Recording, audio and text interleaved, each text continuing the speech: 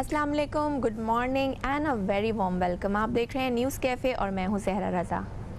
मेरी जानिब से भी आप सब देखने वालों को अस्सलामु अलैकुम। मैं हूं फ़हीम अब्बास और मैं भी आपको न्यूज़ कैफ़े में खुश आमदीद कहता हूं। उम्मीद करता हूं कि आप सब खैरियत से हैं, महफूज हैं और अपने अपने दिन का एक अच्छा सा खूबसूरत सा आगाज़ भी कर चुके हैं। बिल्कुल, और हम शो का भी आगाज़ करते हैं। आज हम बात करेंगे मकबूज़ा कश्मीर की। कश्मीर में जहां एक तरफ भारतीय हुकूमत जो है वो कश्मीर की मज़लूम आवाम पर जिस तरह से जुल्म व सितम के पहाड़ तोड़ रही है, वहीं दूसरी तरफ मोदी हुकूमत के लिए एक बड़ी ही तशवीश की बात यह है कि भारतीय फ़ौजियों के जो कश्मीर में तैनात है भारतीय फ़ौजी, उनमें ख़ुदकुशी के रुझान में इजाफ़ा होता जा रहा है। एक और भारतीय फ़ौजी ने हालात से तंग आकर गले में फंदा लगाकर ख़ुदकुशी कर ली है।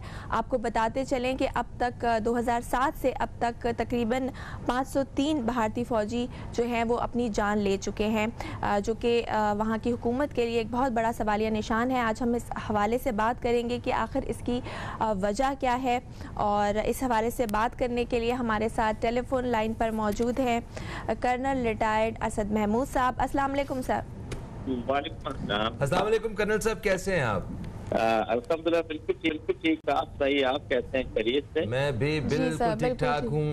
और सर देखिए, आपने खुद अपनी ज़िंदगी का एक तवील हिस्सा जो है वो फोर्सेस में गुजारा है और आप इस सारे मामलात को बेहतर तरीके से समझते हैं। मैं चाहता हूँ कि आखिर ये वजह क्या है, इतने बुलंदोबाला दावे किए जाते हैं उनके न्यूज़ चैनल्स पे और मीडिया पे कि हमारी आर्मी ये है वो है, हम वैसे कर देंगे वैसे कर देंगे, और अंदरूनी हालात ऐसे हैं कि अभी जिस तरह के ज़हरा बता रही थी कि 2007 से अब तक 500 से ज़ायद केसेस हैं। अच्छा, ये उनके सरकारी अदाद-ओ-शुमार हैं, और अगर गैर सरकारी अदाद-ओ-शुमार देखें तो ये गुज़श्ता 10 से 11 सालों में 1200 के करीब उनके फ़ौजी जो मुख्तलिफ एहलकार जो हैं वो ख़ुदकुशी कर चुके हैं या कोशिश कर चुके हैं। ऐसी इसकी आखिर क्या वजूहात हो सकती हैं, इस हवाले से थोड़ी रोशनी डालिएगा।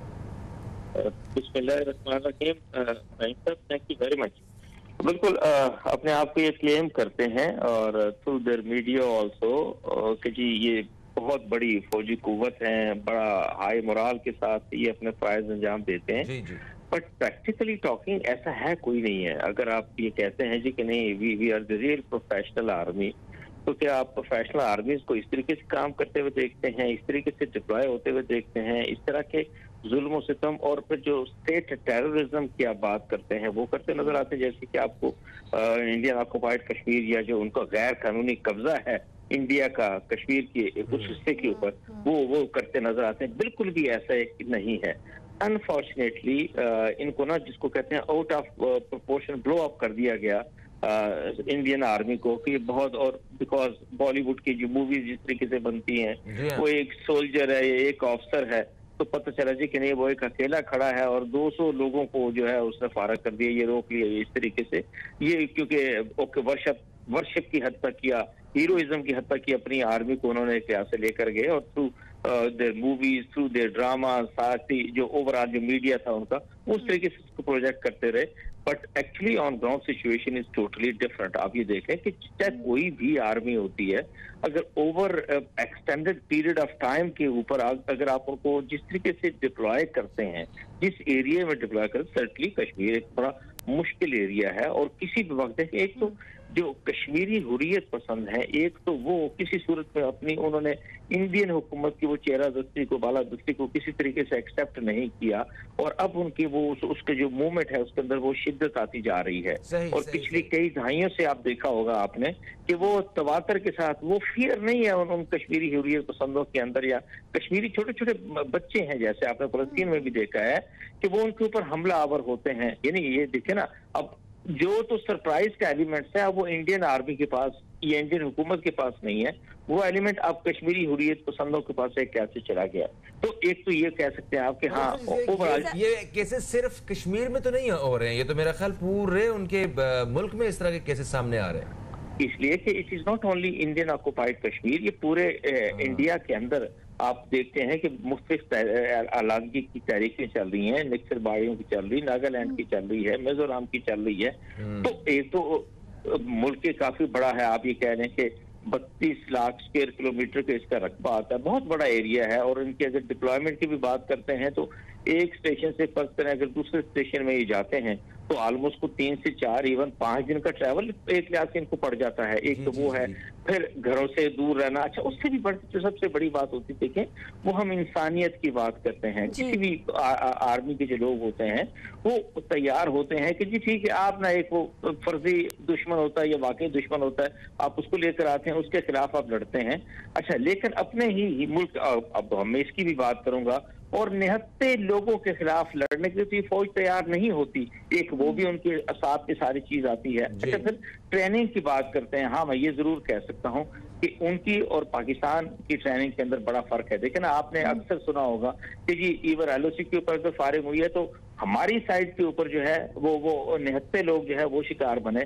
पाकिस्तान आर्मी ने तो कभी आपने इस तरीके से नहीं देखा। Why? Because Pakistan army indiscriminate fire नहीं करते, वो बिल्कुल टारगेटेड फायरिंग एक लिहाज से करते हैं। तो इंडियन आर्मी की ओवरऑल भी जो एक मोरालिटी की बात करते हैं, हाई मॉरल ग्राउंड की, हाई वैल्यूज की आप बात करते हैं, वो एक लिहाज से वहां पर नजर नहीं आती। उनके ऊपर काम का बड़ा प्रेशर है, रिसोर्सेज का उनको बड़ा एक लिहाज से प्रॉब्लम आता है। आपने 1-2 तकरीबात एक लिहाज से उनकी देखी होंगी, और उसके अंदर जो सोल्जर्स जो उनके ऑफिसर्स हैं, उनकी माओ ने कहा जी कि नहीं, हम अपने बच्चों को नहीं भेजेंगे, ये है वो है। वाई? बिकॉज उनको खाना ठीक नहीं मिलता, रिसोर्सेज ठीक नहीं है, शूज तक ठीक नहीं, यूनिफॉर्म नहीं मिलती। यही चीज आपको ये कहते हैं हम बहुत बड़ी सुपर पावर है इस रीजन की। तो ये हाल है उनकी इतनी बड़ी आर्मी का। तो जैसा भी हम कह जी कि फहीम 15 लाख के करीब तकरीबन इनकी आर्मी एक लिहाज से आती है, बहुत बड़ी तादाद उसकी है फौज की, उसको मेंटेन करना सारा कुछ है। करप्शन भी उनके यहाँ एक, और पिलफरी जो है ओवरऑल एडमिनिस्ट्रेटिव इनकेपेबिलिटीज की भी आप बात करते हैं, वो भी बहुत ज्यादा आपको इंडियन आर्मी की। सही है सर, हम यहीं से कंटिन्यू करेंगे। हो गया एक ब्रेक का, हमारे साथ ही रहिएगा नाज़रीन, कहीं मत जाइए, देखते रहिए news cafe.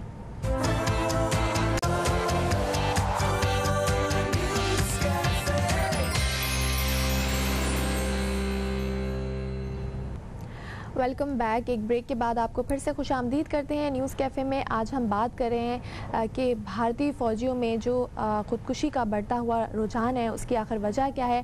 Colonel retired Asad Mahmood साहब हमारे साथ टेलीफोन लाइन पर मौजूद हैं। सर, ब्रेक पे जाने से पहले हम आपसे बात कर रहे थे और आप वजूहात बता रहे थे कि आखिर क्यों जो भारतीय फ़ौजी हैं उनमें ख़ुदकुशी का रुझान बढ़ रहा है। एक वजह आपने बताई कि रिसोर्सेज़ की कमी है और पैसे उन लोगों को इतने अच्छे नहीं दिए जाते। इसके अलावा वो कई महीनों अपने घर वालों से दूर रहते हैं और जहनी दबाव का जो है वो शिकार हो जाते हैं। लेकिन सर, एक सोल्जर की बात की जाए, एक फ़ौजी की बात की जाए, तो उसका जो मोरल होता है वो बहुत ज़्यादा हाई होता है। वो इतनी छोटी छोटी बातों पे अमूमन जहनी दबाव में नहीं जाते।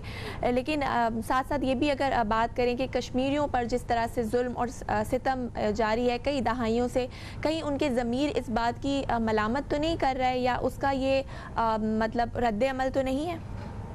This is one of the reasons आप इस पे कह सकते हैं।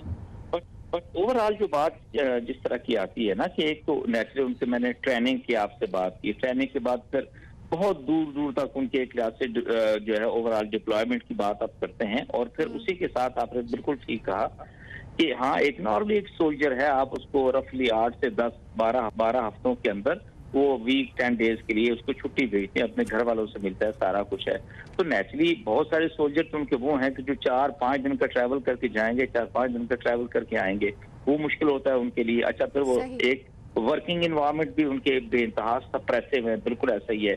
उनको हर वक्त ये बिल्कुल मैं आपसे बता रहा हूँ, और ये उनकी अपनी आर्मी के अंदर स्टडीज भी हो रही हैं, उनके अंदर ये बड़ा सीरियस इशू है कि जी ये इस तरह के बढ़ते हुए खुदकुशी के जो रुझानात है वो किस तरीके से हैं। अच्छा, लाइक वाइज फिर एक जो आप ऑफिसर्स और सोल्जर्स का वहां पे मैं बताऊं तो जो इस तरह आप अपने मुल्क की फौज में देखते हैं, बिल्कुल एक दूसरे के साथ रचे बसे एक लिहाज से आप चलते हैं। पाकिस्तान आर्मी का जो ऑफिसर जो हमारा अपना सोल्जर है, कोई फर्क नहीं है। इंडियन आर्मी के अंदर ये बहुत ज्यादा आपको नजर आता है, अक्सर उनके अंदर ये आपको बहुत ज्यादा नजर आते हैं। अभी पिछले वीक इवन इन चीजों को जो है जो उनका इंडियन डिफेंस मिनिस्टर उसने उसको एक्सेप्ट किया है, और साथ ही कहा जी कि नहीं, जो इंडियन टॉप ब्रास है वो दे अंडरस्टैंड कि जी किस तरीके से उसको हैंडल करना है, बिकॉज फौज का एक से अपना वे ऑफ वर्किंग होता है, यानी अपनी जिम्मेदारी हटा के सच्ची वो मिलिट्री कमांडर्स की जिम्मेदारी आती है। ये भी एक बहुत बड़ा फैक्टर है। फिर नेचुरली ये जो अदाद-ओ-शुमार है ना कि इतनी बड़ी तादाद में किसी फौज में खुदकुशी का होना, वो सारे पोल खोल के सामने रख दिए इस चीज़ ने कि वो अंदरूनी तौर पे किस तरह मतलब कमज़ोर हैं भारतीय फौजी। जिस तरह अभी इसकी बहुत सारी रीजंस हैं, वो कोई ये अगर कहें कि छुट्टी नहीं मिल रही, कोई अगर ये कहें कि अफसरान का गैर मुनासिब रवैया है, या कोई घरेलू तनाज़ात हैं, कोई भी इसकी रीज़न बनाई जा सकती है। मगर सर इन्होंने इसके ऊपर काम करने की कोशिश की है। 2008 से भारत में उनके फौजियों के लिए कोई जहनी दबाव को ख़त्म करने के लिए और कोई योगा जैसी एक्सरसाइजेज जो हैं वो इन्होंने लाजमी करार दी हुई हैं। उसके बावजूद ये सारा कुछ हो रहा है। तो ये सारे मेरा ख्याल है सिर्फ फजूल के दावे ही हैं। अंदर से तो ये खोखली एक फौज है जो सिर्फ नहत्ते कश्मीरियों पे और उन लोगों पे ही जुल्म सितम कर सकती है।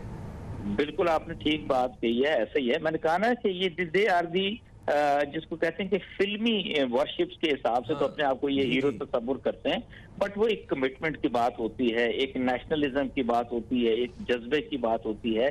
वो आपको उस तरीके से मफकूद नजर आता है जो कि एक्चुअली होना चाहिए। देखिए ना, जब उनकी ओवरऑल अवार्ड सेरेमनीज होती हैं, उसके अंदर सोल्जर्स की माएँ खड़ी हो रही हैं, वो एक लिहाज से एक्यूज कर रही हैं इंडियन आर्मी के जो टॉप ब्रास है उनको एक्यूज कर रहे हैं कि उनके बच्चों की टेक केयर नहीं हो रही, उनको यूनिफॉर्म नहीं मिल रही, वेदर वहां पे खराब था, शूज उनके पास नहीं थे। ये तो वो ऐसी चीजें हैं कि दुनिया की कोई जो हल्की से हल्की फौज भी है वो उसके ऊपर कॉम्प्रोमाइज नहीं करती कि अपने सोल्जर के साथ किसी तरह की ये ज्यादती हो। And see what is actually happening over there. और देखें, अगर आपने इसको कोरिलेट करना है, उनके इस जज्बे की बात करते हैं, मोरल की बात करते हैं, या बहुत ही बुलंदो बांग जो उनके दावे हैं, तो मेरा ख्याल है लद्दाख के अंदर जो कुछ हुआ और इंडियन आर्मी ने जिस बुजदिली के साथ लड़ा और जो जिस तरह उनको बेईमाना शिकस्त ओवरऑल हुई और जिस तरीके से जूते पड़े ऊंची, जी बिल्कुल, जितनी ऊंची चोटियां हैं वो इस वक्त चाइना के पास हैं।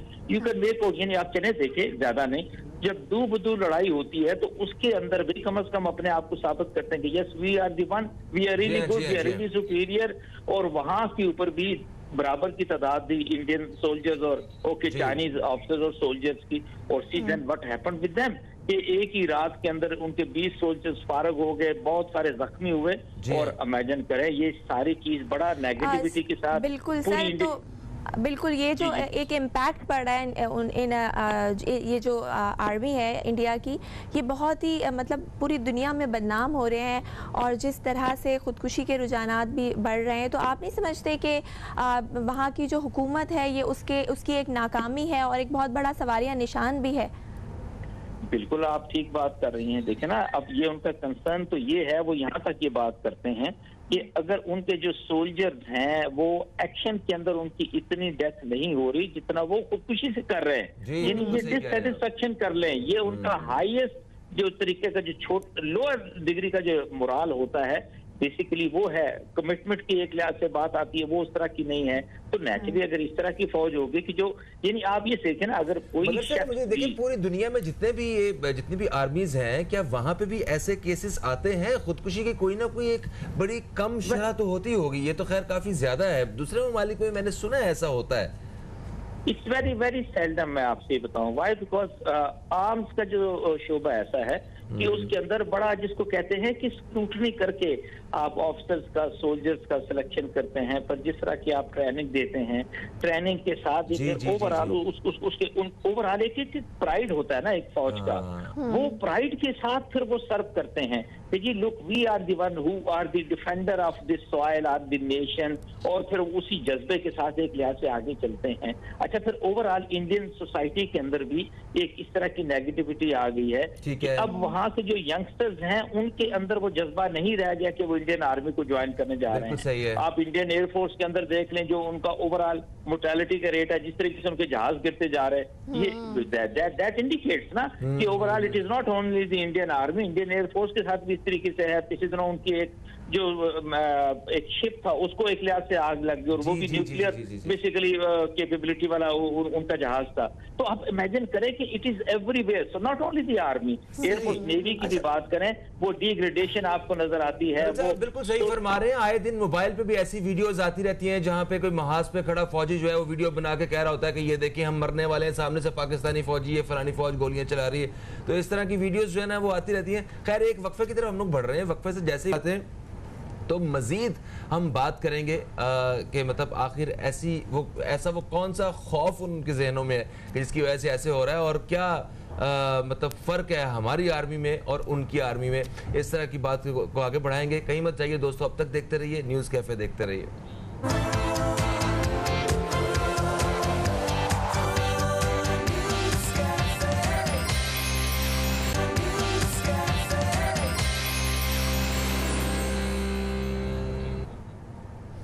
जी दोस्तों, एक वक्फे के बाद आपको फिर से खुशामदीद कहते हैं हम न्यूज़ कैफ़े में। और आज न्यूज़ कैफ़े में हम बात कर रहे हैं भारतीय फौजियों में खुदकुशी के बढ़ते हुए रुझान के हवाले से।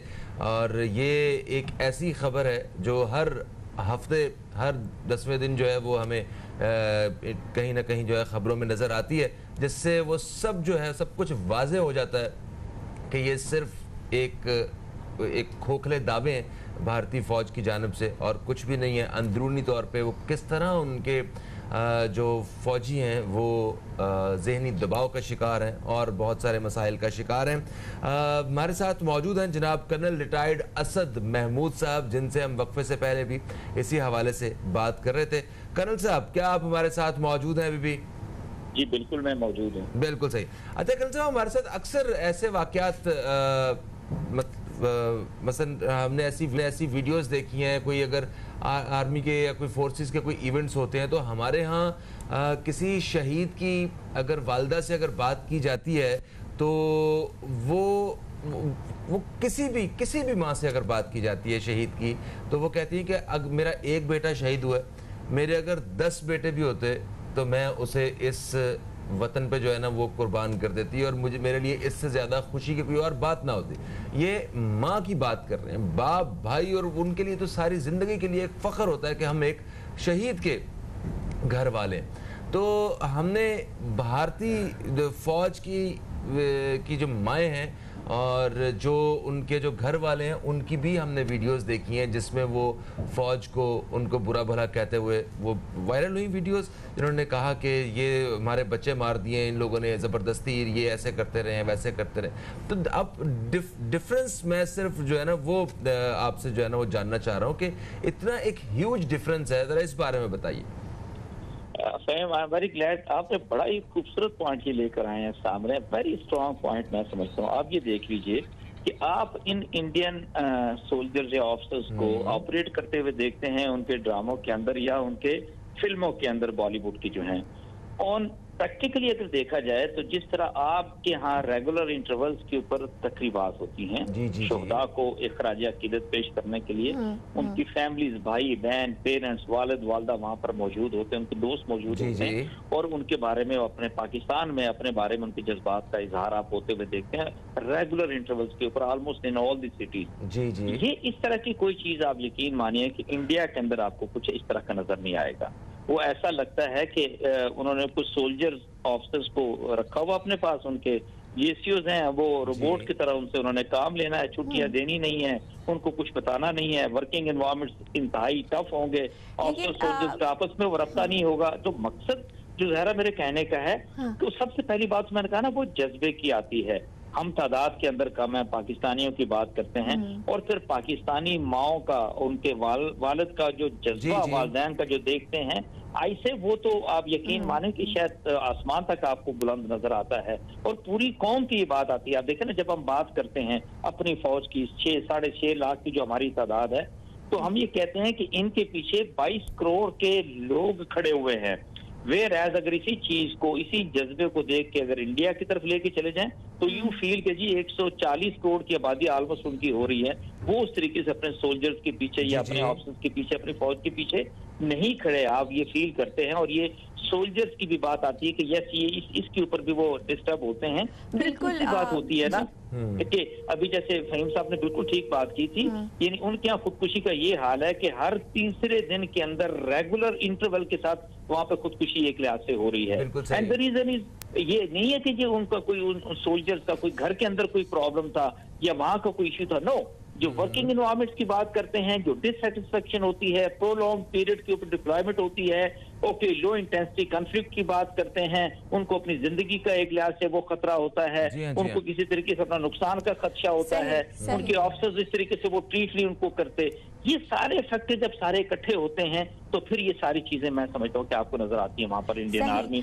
सर लेकिन भारत जो है वो अपने दिफाई बजट उसका देखें तो वो अरबों रुपए उस पर लगाता है, और उसके बावजूद आप कह रहे हैं वहाँ पर कोई एजाजी तकरीब नहीं होती, कोई अप्रिसिएशन नहीं होती, वहाँ के जो फौजी हैं वो भूखे मर रहे हैं एक तरह से, कि इतने मजबूर हैं कि खुदकुशी करने पर आ गए हैं। तो सर ऐसे हथियारों का भी क्या फ़ायदा, और इतने अरबों रुपए जो आप अपने दिफाई बजट पे इन्वेस्ट कर रहे हैं तो उसका रिजल्ट तो कुछ नहीं आ रहा, तो कि क्या कहेंगे इस हवाले से सर? बिल्कुल आपने ठीक बात की। देखिए दो रीजंस है ना, कहते हैं it is always the man behind the gun basically, जिसने यूज करना होता है। और वो आपको वो जज्बे की भी बात होती है, वो ट्रेनिंग की भी बात होती है, प्रोफेशनलिज्म की, एक्सपर्ट होने की बात होती है। डेफिनेटली दुनिया की जितनी आर्मीज को इसी तरीके से आप ट्रेन होता हुआ देखते हैं, बट इनके केस के अंदर यस डेफिनेटली ये ड्रॉबैक्स आपको जरूर नजर आते हैं। आपने उनके यहाँ बिल्कुल तकरीबात का बात की, अगर जब उन्होंने तकरीबात मुनक्कद करना शुरू की, जिस तरह का swear criticism with in those functions के अंदर एक लिहाज से सोल्जर्स की मदर्स का एक लिहाज से आया, उनका रेस्पॉन्स आया, और बड़ा ओपनली उसने कहा कि जो इन्वायरमेंट्स आपने हमारे बच्चों को दी हैं तो मैं तो कोई बच्चा भी जो है वो नहीं दोबारा भेजूंगी फौज के अंदर। ये कभी इस तरह का आप जिंदगी या पाकिस्तान के अंदर तस्वुर नहीं कर सकते कि कोई अपने सोल्जर के बारे में ऐसे के, बल्कि ये बिल्कुल ऐसा है। उनके वालिदैन को पाकिस्तान के अंदर जो है उनके जज्बों को देखें, अगर खुदा न खास्ता एक की शहादत होती है, उन्होंने कहा जी कि मेरी पूरी फैमिली, मेरे पूरे बच्चे हाजिर हैं पाकिस्तानी फौज, एयरफोर्स और नेवी के लिए। एक तो ये बड़ा मैं समझता हूँ कि बहुत बड़ा डिफरेंस आता है। उसी के साथ बिल्कुल ठीक है ना कि जब एक हाई मोराल के साथ अगर कोई ट्रुप्स होंगे या कोई सोल्जर होगा तो उसका एक जज्बा बड़ा मुख्तलिफ होता है। फिर वो हथियार अगर कम भी होते हैं तो भी कोई इसका इम्पैक्ट नहीं होता। That is the problem basically with Indian army. और ये भी मैं जरूर आपसे कहूंगा, ये भी तो देखें कि यहाँ पाकिस्तान में हर माँ बाप की ये ख्वाहिश है कि उनका बच्चा जो है वो आर्मी में चला जाए। आप देखें जब हमारे यहाँ पे वो मतलब जिस भी दर्जे के इम्तिहानात होते हैं आर्मी के लिए, कितनी बड़ी तादाद में लोग जो हैं वो आते हैं, और मतलब एक हर दूसरा शख्स जो है ये चाहता है कि उसका बच्चा जो है ना वो मुल्क को सर्व कर सके, वो मुल्क के लिए जो है ना वो कोई खिदमत कर सके। तो हमारे यहाँ और हमारी आर्मी और हमारी अवाम में, उनकी आर्मी और उनकी अवाम में वो जज्बे में ही ज़मीन आसमान का फ़र्क है। और मेरा ख्याल है कि यही हमें जो है वो सुपीरियर बनाता है। और एक चीज़ और जो आपने खुद अभी बता रहे थे कि बहुत अच्छी, कि हमारा फौजी जो है वो कभी डिसहार्ट नहीं होता है, वो डिस्करेज नहीं होता है। उनके यहाँ तो मतलब मायूसी या एक और किस्म का मामला है। मुसलमान होने के नाते तो हम तो बच जाएं तो गाजी तब भी खुश, अगर शहीद हो जाएं तो तब और ज़्यादा खुश, कि इससे बेहतर मौत का दर्जा कोई नहीं है।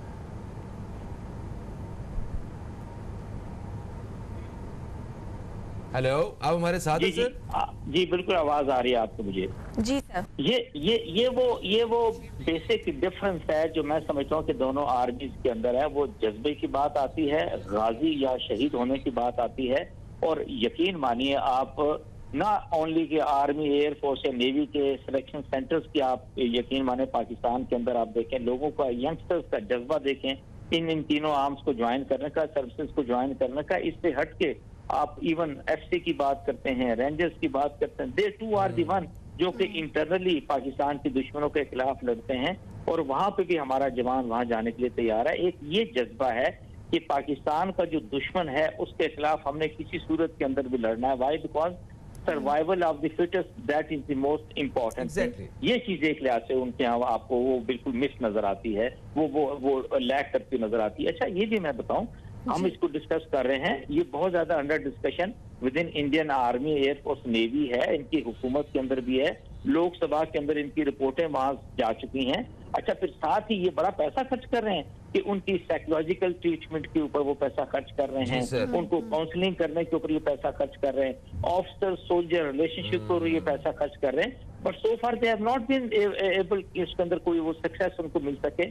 और वो जो डेथ रेट है वो इसी तरीके से जैसे आपने ये फिगर वर्क दिया, बिल्कुल ऐसा ही हो रहा है। और इस पिछली एक दहाई के अंदर और स्पेशली पिछले 3 सालों के अंदर ये ज्यादा रैपिडली इंक्रीज हुआ है। और सर्टनली उसके बहुत सारे अवामल हैं, उनकी ओवर एक्सटेंडेड एक लिहाज से वहां पे डिप्लॉय रहना, अपने घरों से बहुत ज्यादा दूर रहना, छुट्टियों को उनका प्रॉब्लम है, उनकी छुट्टियां नहीं मिलती, फिर नेचुरली वो बहुत सारे ऐसे जो उनकी फैसिलिटीज उनको मिलनी चाहिए वो एक लिहाज से नहीं मिलती। उनको ऑफिसर्स उनके अपने लिटरली इट हैपन कि ऑफिसर्स और सोल्जर के अंदर स्कफल हुई, झगड़े हुए, लड़ाई झगड़े एक लिहाज से हुए, इंक्वायरीज हुई। क़यादत के हवाले से भी काफ़ी ज़्यादा वो मैंने पढ़ा है कि इन्होंने जब मुख्तलिफ रीजंस जब इन्होंने कही है ना, तो साथ साथ ये भी कहा है कि इनकी जो अफसरान का गैर मुनासिब रवैया और क़यादत जो है उसके कमज़ोर होने की वजह से भी जो सोल्जर्स के बीच में इस तरह के वाक़यात देखने में आए।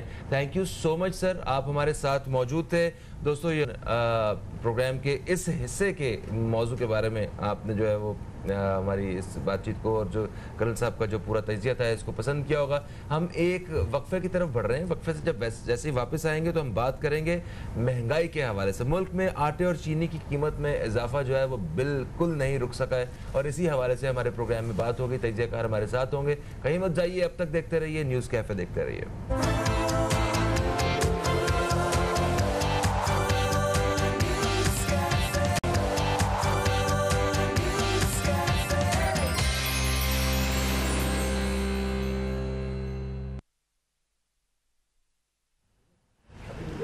जी दोस्तों, एक वक्फे के बाद आपको फिर से खुशामदीद कहते हैं। हम न्यूज़ कैफ़े में प्रोग्राम के दूसरे हिस्से में हम दाखिल हो चुके हैं, जहां पे हम एक दौरे हाजिर के और इस वक्त के सबसे अहम मसले के बारे में बात करेंगे। वैसे तो पाकिस्तान को बहुत सारे मसाइल का सामना है, दुनिया भर को सामना है, पाकिस्तान को भी है, मगर इस वक्त पाकिस्तानी अवाम जिस मसले की वजह से सबसे ज़्यादा परेशान है वो है महंगाई का मसला। पाकिस्तान में चीज़ों की बढ़ती हुई कीमत जो है वो एक ख़तरनाक सूरत हाल जो है वो इख्तियार करती जा रही है। हमने देखा कि माह मुक़द्दस में हमारी आवाम जो हैं वो परेशान रहे चीज़ों की बढ़ती हुई कीमतों की वजह से। और उमूमन ऐसा होता है कि रमज़ान का महीना जाता है तो चीज़ें अपनी पहले वाली कीमत पे आ जाती हैं, मगर इस वक्त फिर से चीज़ों की कीमतों में इजाफा होता जा रहा है। और बड़े अफसोस की बात यह है कि हम एक ज़राई मुल्क हैं और ज़राअत से जुड़ी हुई जितनी भी अशिया हैं वही हमारे यहाँ इतनी महंगी हैं कि वो लोगों की पहुँच से बाहर होती जा रही हैं। कम अज़ कम यहाँ पे गंदम, चीनी, चावल, सब्ज़ियाँ, फल और दालें वगैरह ये महंगी नहीं होनी चाहिए, क्योंकि हम तो खुद सब हमारी अपनी बहुत सारी वो चीज़ें जो अपनी पैदावार है वही अगर अवाम नहीं ख़रीद सकेंगे तो वो चीज़ें जो यहाँ पे नहीं हैं वो तो वैसे ही दस्तरस से बाहर हो जाएंगी। इसी हवाले से हम अपने प्रोग्राम में बात करते हैं। हमारे साथ मौजूद हैं जनाब शबीर शफकत साहब, आप एक तजियाकार हैं, हम आपको खुश आमदीद कहते हैं। अस्सलाम वालेकुम। अस्सलाम वालेकुम सर, कैसे हैं आप? खुदा का शुक्र है। सर, महंगाई की बात कर रहे हैं और हम यूजुअली हर 2-3 दिन बाद महंगाई पे डिस्कशन करते ही रहते हैं, क्योंकि महंगाई जिस तेज़ी के साथ बढ़ रही है उससे तो लग रहा है कि आम आदमी का मतलब 2 वक्त की रोटी खाना मुश्किल हो जाएगा। और आटे की जिस तरह अभी हम देख रहे हैं पिछले 2 हफ्ते से आटे और चीनी की कीमतों में जो इजाफा हुआ है, और कोट भी करना चाहूँगी, इदारा शुमारियात की जानिब से जारी करदा अदाद शुमार के मुताबिक पिछले 2 हफ्ते के दौरान जो 20 किलो आटे की थैली है उस पर 60 रुपये जो है वो इजाफा देखने में आया है। तो सर, अभी तक इस पर कोई एक्शन नहीं लिया गया, क्या कहेंगे इस हवाले से? शुक्रिया जी। बात दरअसल ये है कि महंगाई का जो जिन जो है ना ये बेकाबू हो गया है जी। और आप ये देखिए कि हर जगह आपको महंगाई मिल रही है, सिर्फ आटा चीनी पे ही नहीं, आप देखिए हर अशिया के ऊपर जो है महंगाई जो है 100% इजाफा हो रहा है। और अफसोस की बात यह है कि कोई अवाम की तरफ से भी रद्द अमल नहीं आ रहा कि जी ये महंगाई हो रही है तो अवाम बाहर निकले। क्यों अवाम में भी इतनी सख्त नहीं है कि वो भी बाहर निकल सके। और जिन्होंने महंगाई को कंट्रोल करना है, चेक एंड बैलेंस करना है, वो मुतमईन है, क्योंकि उनके लिए कोई मुश्किल नहीं है, उनके लिए महंगाई नहीं है। अब जिनके ऊपर महंगाई ने असरअंदाज करना है वो बेचारे भी बेबस हैं। और आप ये देखिए ना कि जिन लोगों के ऊपर इल्जाम है कि इन्होंने चीनी को महंगा किया, देखिए कितना हाईनेस क्राइम है। लॉ के अंदर इसको हाईनेस क्राइम कहते हैं कि आपकी जितनी चीज की तलब है आपके मुल्क के अंदर, वो चीज को आप एक्सपोर्ट कर रहे हैं। अभी पेशावर हाई कोर्ट ने पाबंदी लगाई है कि आप अफगानिस्तान में मुर्गी और गोश्त को जो है वो बरामद नहीं करेंगे, ठीक है। जब यहाँ से हमारी अपनी ज़रूरत पूरी नहीं होगी, वो चीज़ें अगर बाहर बरामद कर दी जाएंगी तो किस तरह भला वो हम उस प्राइस जिसके ऊपर बात कर रहे हैं उस प्राइस पे चीज़ मिल सकेगी? देखिए जी, कोर्ट ने तो कहा है, अब कोर्ट चेक एंड बैलेंस तो नहीं करेगी ना, कोर्ट ने तो अदारों के जरिए चेक एंड बैलेंस करना है। और जिन लोगों को कोर्ट ने मुकर्रर करना है उन्होंने अपनी जेबें भरनी है, तो कोर्ट क्या करेगा? एग्जैक्टली अब कोर्ट ने तो ऑर्डर पास कर दिया कि ये नहीं होगा, लेकिन जो लोग वहां खड़े हैं जिन्होंने रोकना है वही पैसे लेके तो जाने दे। लॉकडाउन को आप देख लेना, जी जी तो लॉकडाउन आप कहते हैं, लेकिन क्या हो गया, पुलिस की चांदी हो गई है वो। अच्छा, इस हवाले से हम बात करते हैं। एक वक्फा बीच में आ गया है दोस्तों, एक वक्फे के बाद आपकी खिदमत में दोबारा हाजिर होते हैं। कहीं मत जाइए, अब तक देखते रहिए न्यूज़ कैफे, देखते रहिए।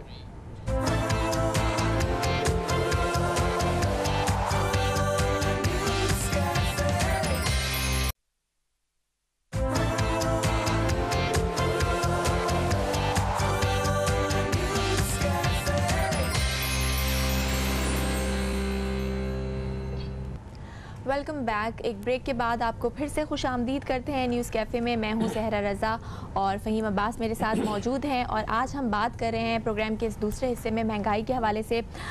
शकील बेग साहब हमारे साथ अभी उन्होंने हमें ज्वाइन किया है टेलीफोन लाइन पर, जो कि कंज्यूमर राइट्स एक्टिविस्ट हैं। अस्सलाम वालेकुम सर। सर बहुत शुक्रिया आपने हमें वक्त दिया। इसके साथ साथ हमारे साथ स्टूडियो में शबीर शफकत साहब भी मौजूद हैं। सर आपकी तरफ आएंगे शकील बेग साहब। सर महंगाई के हवाले से हम बात कर रहे हैं। महंगाई तो पाकिस्तान की अगर बात की जाए तो हर हम दौर में जो है महंगाई बढ़ती हुई हमने देखी है। ऐसा नहीं है कि इस PTI की हुकूमत में सिर्फ महंगाई बढ़ रही है, जितनी भी पुरानी हुकूमतें गुजरी हैं उसमें भी इन्फ्लेशन रेट हमेशा बढ़ा ही है।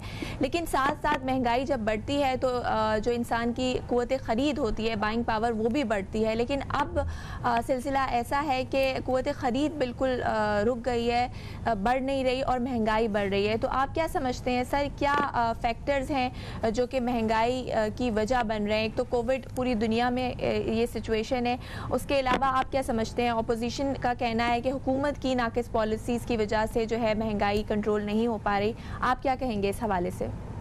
जी, सबसे पहले तो आपका बहुत शुक्रिया कि इस वक्त नो डाउट इसमें कोई शक नहीं है कि महंगाई जो है वो बहुत अरूज पर है। किसी एक अगर हम सेगमेंट पे बात करें तो नहीं है, हर चीज यानी कि कोई भी अशिया फरोख्त की कोई भी चीज उठाए उसके रेट जो है वो आसमान पे बातें कर रहे हैं। इसकी एक तो वजह इसमें कोई शक नहीं है कि कोविड है। कोविड में बहुत सारे जो कहते हैं ना कि सिस्टम है वो बिल्कुल कोलैप्स हो चुके हैं। बहुत सारी चीजें जो है वो उनको कंट्रोल, मैं तो हैरान हूँ कि अभी भी पाकिस्तान में फिर भी अल्लाह रब्बुल करीम का बहुत करम है, वरना जिस तरह एक बड़े मुल्क जो है वो तबाही की तरफ जा रहे हैं।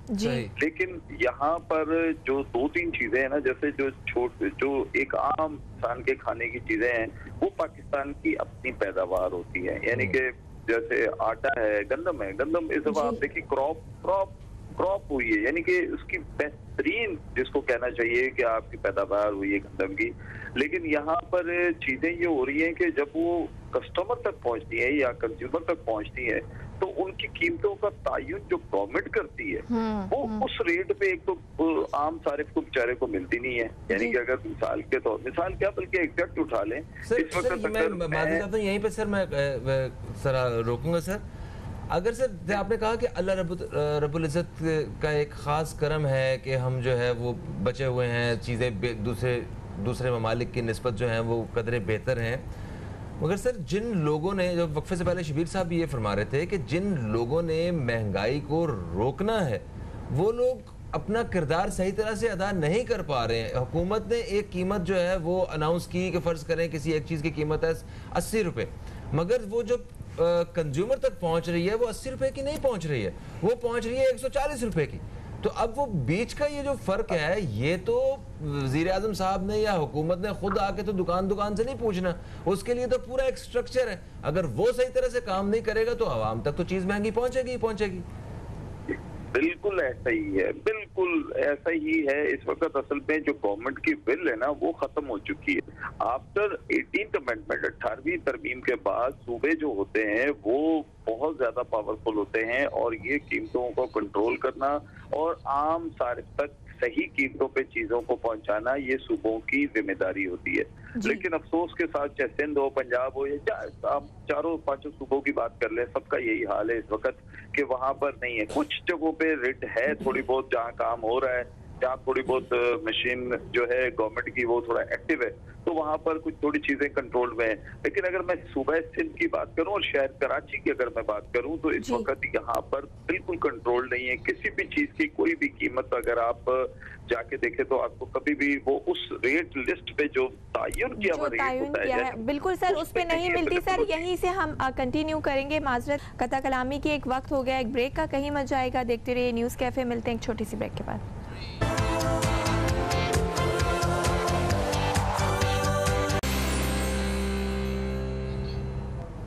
जी दोस्तों, एक वक्फे के बाद आपको फिर से खुश आमदीद कहते हैं हम न्यूज़ कैफ़े में। न्यूज़ कैफ़े में हम बात कर रहे हैं इस वक्त बढ़ती हुई कीमतों के हवाले से कि महंगाई में मुसलसल इजाफा होता जा रहा है, आवाम परेशान है। हमारे साथ स्टूडियो में मौजूद हैं जनाब शबीर शफकत साहब, आप एक तजियाकार हैं, और टेलीफोन लाइन पे हमारे साथ हैं जनाब शकील बेग साहब जो कि कंज्यूमर राइट्स प्रोटेक्शन काउंसिल के चेयरमैन हैं, मतलब सार्फिन के हकूक़ की तंजीम है। तो वक्फे से पहले सर हम उनसे बात कर रहे थे और उन्होंने कहा कि सवाल ये था कि जिन लोगों को रोकना है वही सही अपना किरदार अदा नहीं कर रहे, जो वक्फे से उससे पहले आप भी बात कर रहे थे।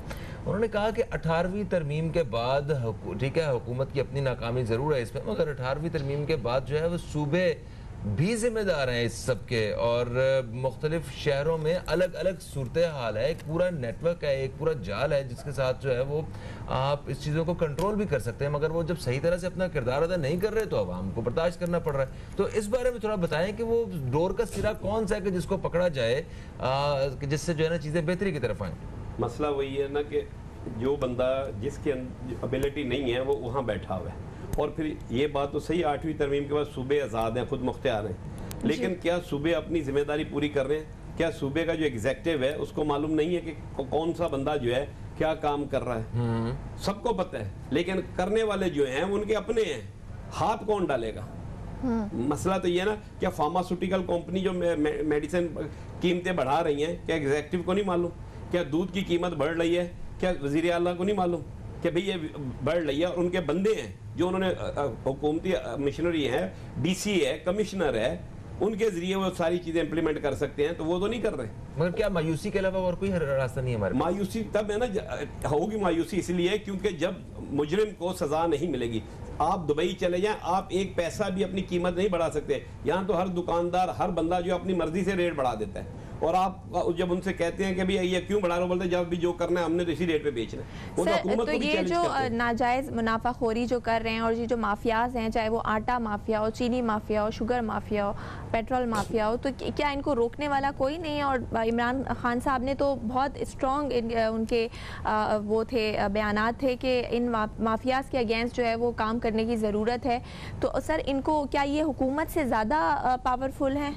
इसमें कोई शक नहीं है, हुकूमत से बहुत ज़्यादा पावरफुल लोग होते हैं, क्योंकि यही लोग जो है हुकूमत को लाते हैं, क्योंकि इनके फंड से जो है ये लोग चलते हैं। अब आप सिंध के अंदर एक वजीर है, मैं आपको बताऊं, जब पीपल्स पार्टी के हुकूमत नहीं होती, वो अकलीती वजीर जो होता है वो इन रहनुमाओं को क्या करता है, मदद देता है। और आज वो देखिए, वो अकलीती वजीर जो उसके पास, वो इतना पावरफुल है, यहाँ पे स्टोर्स भी हैं उसके, सब कुछ है। तो वो जब वो मदद करें, इनके पीछे इन्वेस्टर्स होते हैं, ये इन्वेस्टर्स है। सर अपना शबीर साहब कह रहे हैं कि ये जो माफिया के लोग हैं ये हुकूमतों से ज्यादा ताकतवर हैं, और इनको हुकूमतें जो है वो नहीं पकड़ सकती, और जब तक ये सिलसिला रुकेगा नहीं, चीजें महंगी होना नहीं रुकेंगी। आप क्या कहते हैं इस बारे में? वज़ीर आज़म साहब, हेलो शकील साहब, आप हमारे साथ हैं, सुन रहे हैं मुझे? हेलो, ओके, मेरा ख्याल है कुछ। जी शकील साहब। जी मैं कह रहा हूँ कि आपके सामने अभी रिसेंटली वाकया आपके सामने है कि वज़ीर-ए-आज़म साहब से 40 MNA जो थे वो जाकर किसी और जगह बाकायदा मीटिंगें करते रहे, यानी कि वज़ीर-ए-आज़म साहब को भी कमजोर करने की कोशिश की गई। खैर मकसद ये है, इस वक्त जो महंगाई है ना फहीम साहब, उसके रीजंस कुछ तो गवर्नमेंट के हैं, कुछ गवर्नमेंट अपनी बिल पूरी नहीं करती। आप अंदाजा करें ना, अभी कोविड पे अभी अचानक सिंध में 15 दिन के लिए मजीद लॉकडाउन बढ़ा दिया गया है। आप देखिए 6 बजे के बाद आपको शहर में बिल्कुल हू का अलम सन्नाटा मिलता है। तो क्या अगर वो रिट कायम करना चाहे तो इसका मतलब है कि कीमतों पे चीजें बिक सकती हैं। अब आपके सामने है कि कमिश्नर कराची कंट्रोलर जनरल की जो लिस्ट है उसमें मुर्गी 214 रुपए किलो है, जबकि बाजार में 530 रुपए किलो मुर्गी बिक रही है। ठीक है ना। तो आटे की कीमत जो सरकारी है वो 43 है, जबकि आटा इस वक्त आपके सामने है कि तकरीबन 60 से 65 रुपए किलो बिक रहा है। ऐसे ही ये भी मैं वो आटे की बात कर रहा हूँ जो 2.5 नंबर आटा है। ये वो आटा है जो मेरा ख्याल है कि आप और मैं अपने घर में खाना भी पसंद नहीं करेंगे, यानी कि उसकी कीमत है 43 रुपए। जी मैं वही तो कह रहा हूँ, वो भी 65 रुपए पे बिक रहा है जी। बात ये है, वो तो ये कहते हैं कि जनाब वो हमने स्टॉल लगवा दिया, स्टॉल पे फिर वो क्या होता है जबरदस्ती करके वो कुछ सब्सिडी दे के तो 40 रुपए पे। पंजाब में अलबत्ता 20 किलो का थैला जो है 800 रुपए में बिक रहा है, कराची में नहीं बिक रहा। अच्छा आप इससे अंदाजा करें ना कि ये तजाद नहीं होना चाहिए ना। सुबह कोई एक बॉर्डर क्रॉस किया हमने, खुदा ना खास्ता वहां का वीजा लाया तो नहीं लेना। जी जी। अब दूसरी बात है कि यहाँ पर अभी 2-3 दिन पहले बकायदा अखबारों में भी आया हुआ था कि गंदम जो है उसको 50 रुपए किलो पे लेके जा रहे हैं। अब 50 रुपए किलो पे अगर आप गंदम लेके जाओगे तो आटा कैसा सस्ता हो सकता है? पॉसिबल ही नहीं है ना आटे का सस्ता होना। कि जब आप अच्छा सरकारी नर्ख जो है वो गंदम के इस दफा आपने तकरीबन 38 से 40 रुपए वैसे ही खुद मुकर्रर कर रहे हो। तो जब आप खुद कीमतें बढ़ा रहे हो, आप कहते हो नहीं जी जो ग्रोअर है इस टाइम उसको बिल्कुल आप उसे फैसिलिटेट करें, इससे कौन इनकार करता है। लेकिन क्या आप जब उसको फैसिलिटेट इस तरीके से करोगे तो फिर आवाम को जैसे सस्ता आटा कैसे मिल सकता है? ये असल में मुझे जो फील होता है ये आपस की कोई फेडरल गवर्नमेंट की और सूबे की कोई लड़ाई सी लग रही है मुझे। ठीक हो गया sir. Thank you so much Shakeel साहब, आप हमारे साथ मौजूद। और वाकई इन्होंने कहा कि ये सूबे की और वफाक की कोई आपस में लड़ाई लगती है जिसकी वजह से इस तरह की चीज़ें जिसकी मतलब जो खमियाजा है जो वो आवाम को जो है भुगतना पड़ता है। इस हवाले से बात करते हैं। एक वक्फा बीच में आन पहुंचा है, एक वक्फे के बाद आपसे दोबारा मुलाकात होती है। कहीं मत जाइए, न्यूज़ कैफे देखते रहिए।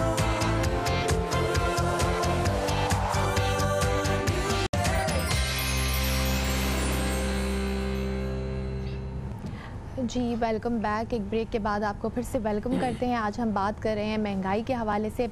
शब्बीर शफकत साहब हमारे साथ स्टूडियो में मौजूद हैं जो कि तज्ज़ियाकार हैं।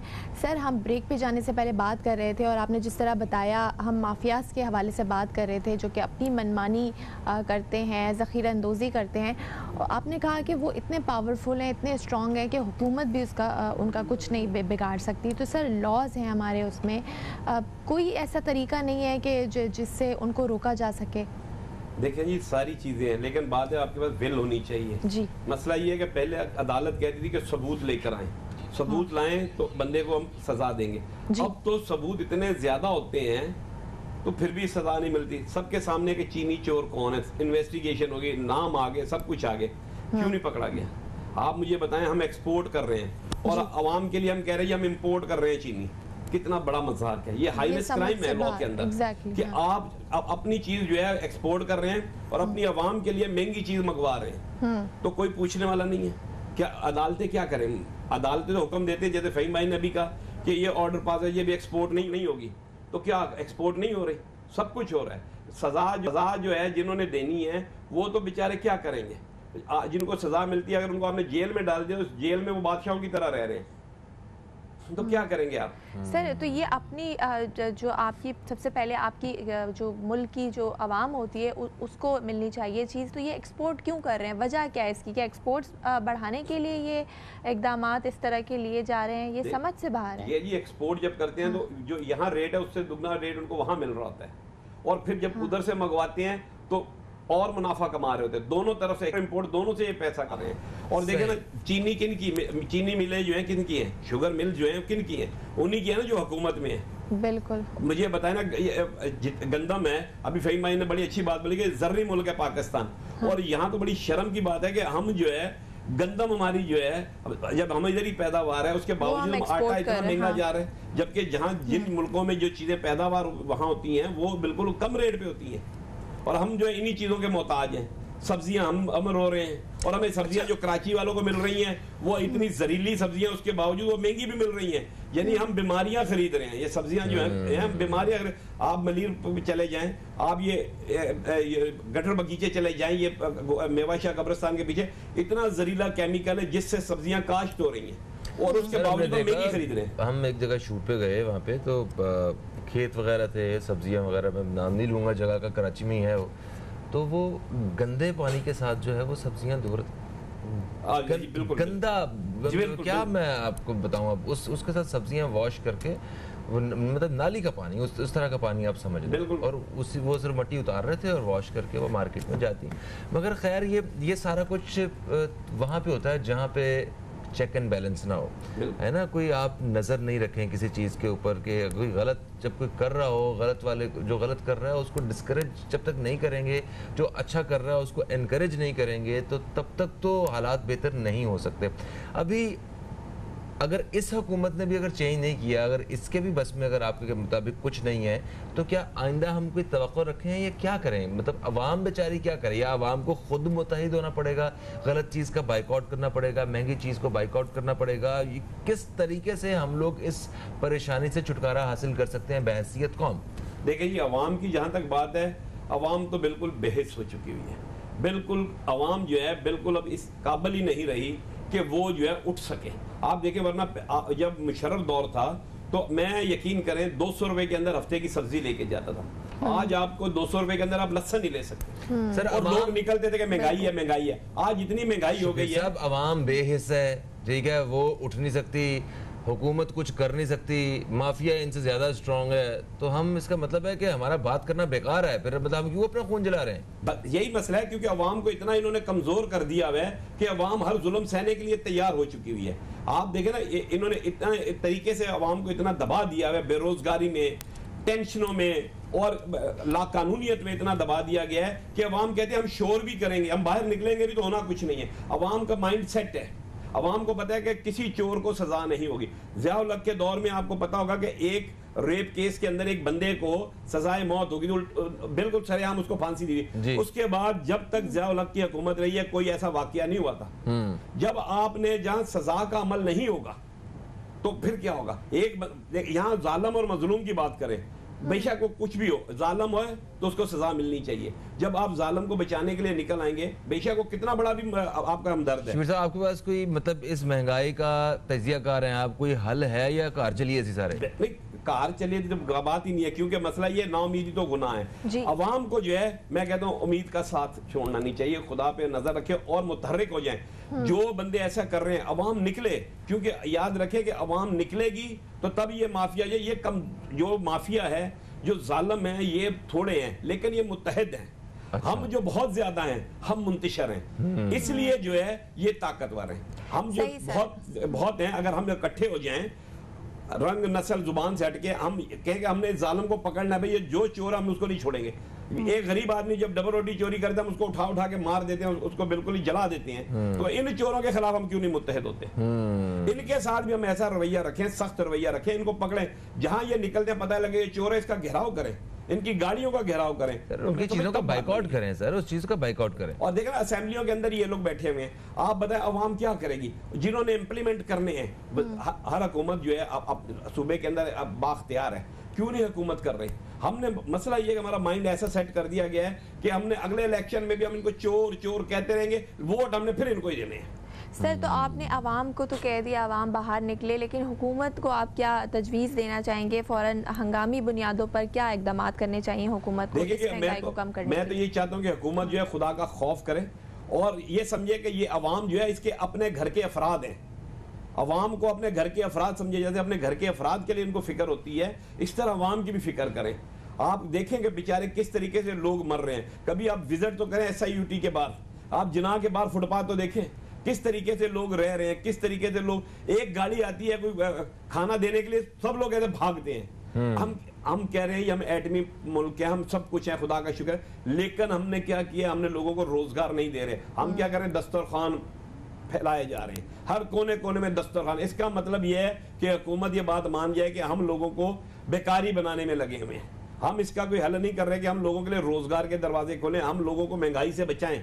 आप देखें हर जगह। अच्छा, रोजगार के दरवाजे कैसे खोले जा सकते हैं? करोड़ों लोग इस वक्त जो है वो रोजगार वो चाहते हैं, उन्हें अच्छा रोजगार चाहिए, काम वाम बेहतर चाहिए। आपको क्या लगता है, क्या तजवीज़ है आपके पास ऐसी जो आप हुकूमत को देना चाहेंगे कि जिससे रोजगार के मौके जो हैं वो ज्यादा से ज्यादा बढ़ें? क्योंकि हुकूमत भी चाहती है, अगर ये इस बात में कोई दो राय नहीं है। हाँ, उस चाहने में ये कामयाब हुए हैं या नहीं हुए ये एक अलग बात है, मगर चाहते हैं ये डे फर्स्ट से हैं, इक़्तिदार में आने से पहले से चाहते हैं कि हम आपको नौकरियां देंगे।